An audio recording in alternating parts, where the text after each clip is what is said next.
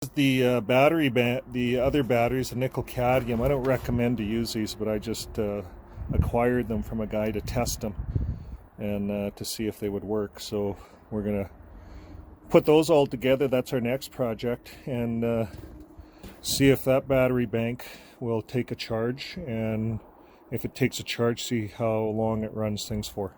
Yeah, now to give you an idea where we're at, we ran some wires all the way down this lane underground, and I'll just walk here. Now going down this lane here, we have a whole row of stuff here, and so this is actually my in-laws camper, and they built a really nice pad back here, and we're about 500 feet away, so we ran burial cable in and right to here, and we put in a little 50 amp service because that's what it needs to run this big of a trailer. Now this trailer is all season, so they can run it all season, but they decided to sweat out the winter months in a facility, into a home, like they bought a place actually that they can live in through the winter, and they're just going to use this through 3 seasons. The 4th season's too difficult with things freezing up, and where do you store your sewage and things like that, and yet without, they wanted to keep it mobile so they could move it. But if you're planning on living off grid, you're better to build a cabin or buy something that's permanent and designed with thicker walls, because this would be way too hard to heat.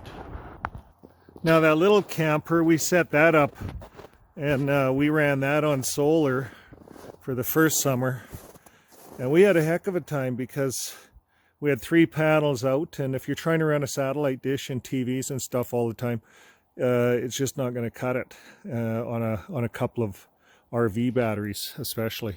So we can gather a lot of sunshine here, and our days are long, but if we can't store the energy, then how do we run all of this stuff? So it's a matter of setting it up right to store the energy, and then you can it's all, then you can live off grid.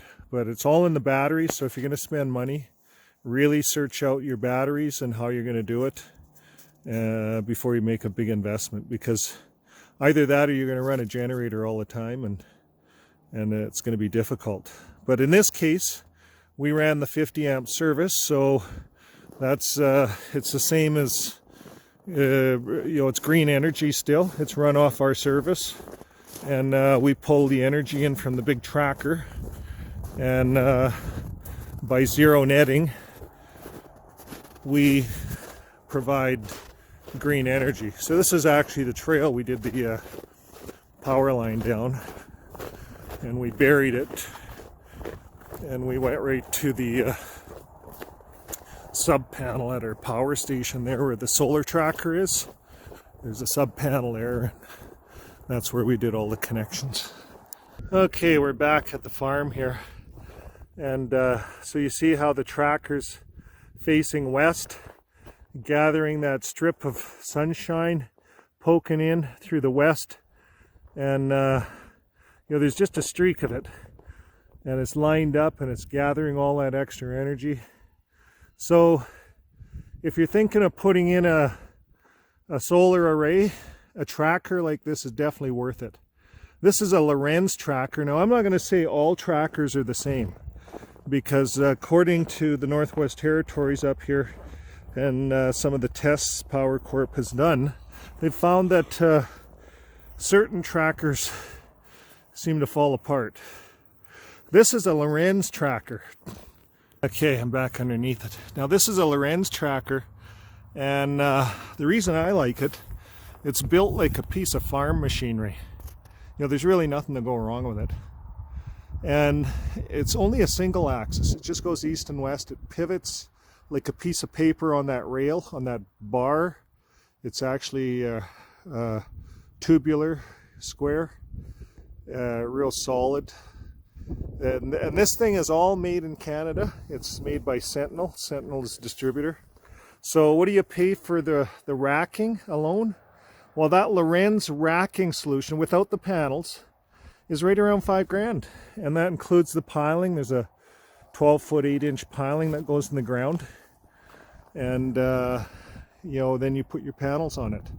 So, and then you throw your inverter below it. In this case, we put a cabinet in place there. But that's all going to come inside as we upgrade. We're going to put a hybrid inverter into the solar shed here. That's all going to come inside. And what you see in there now might no longer be in there in a bit. So we'll be doing some things here on our future channels. So hit subscribe and we can teach you a lot as you follow along on our YouTube channel. So thanks again for visiting us at Hoole Country. Some people wonder, how does a tracker do in a windstorm?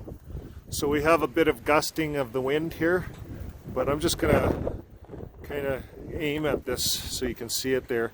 It's like a piece of farm machinery. It's on a big piece of metal, channel metal. And the little arm is what just brings it a few degrees, and it just swivels back and forth in that channel. So it has really good flexing.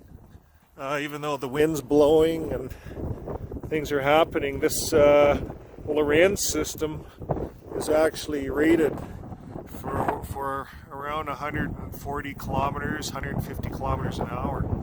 So you'll find most of your solar stands are rated for that. This is CSA, it's an engineered system, and it's designed to just flex in the wind. And a little wind here blows all the snow off, and we end up making more energy. Now this is northern Alberta. It is winter time. It's clouded over. The snow is blowing. This morning I cleaned the panels off. When we harvest energy, that becomes kind of a regular part of our routine in the winter. Our days are so short that if we don't keep the panels clean, we harvest no energy at all. And could you imagine if you were living off-grid and you had to live off those batteries, off that energy? It's either run a generator or clean all this stuff off. So right now we have some good wind happening. We have solar energy. Now you see the tracker there is really facing west here. The sun's starting to set. It's early in the afternoon, or late in the afternoon. It's about 3:30. So, but the other panels here, they'll shade. So a tracker certainly makes a big difference. But I think if you get into the bifacial up there, I think that's really the answer. Now the reason the bifacials work so well is they grab energy from the back sides of the panel, and it's picking up a reflection off the snow.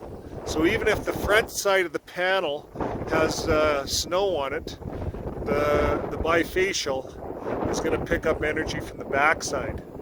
So the big tracker over there in the back, that would be a good upgrade, is to change all those panels out to a bifacial and gather a way more energy from the back side off reflection.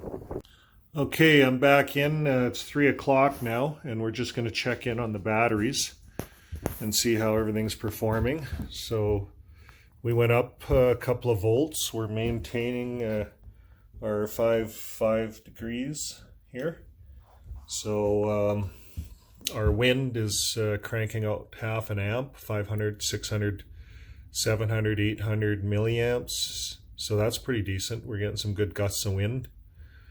So our voltage is up, and let's see what we're doing over here. 4.7 amps we're getting out of the 600 watts. So that's pretty decent. Over here we're getting 3.7 amps out of the bifacial on the roof. So we start adding up our amps, and you know, we see that we have a decent charge coming in on the batteries. So yeah, so I'm pretty happy with that. So here we're outside. We're looking up at the windmill. It's not really turning that fast. So it's the faster it spins, the more power it produces. I might have said this before, but it's a 3-phase system, so there's 3 legs, 3 wires coming out. They all throw AC voltage, and we just run those 3 wires back to that little controller. And right now I took each leg off and I was getting 40 volts, over 40 volts per leg. And the controller is what takes that voltage and turns it into your amperage at the batteries.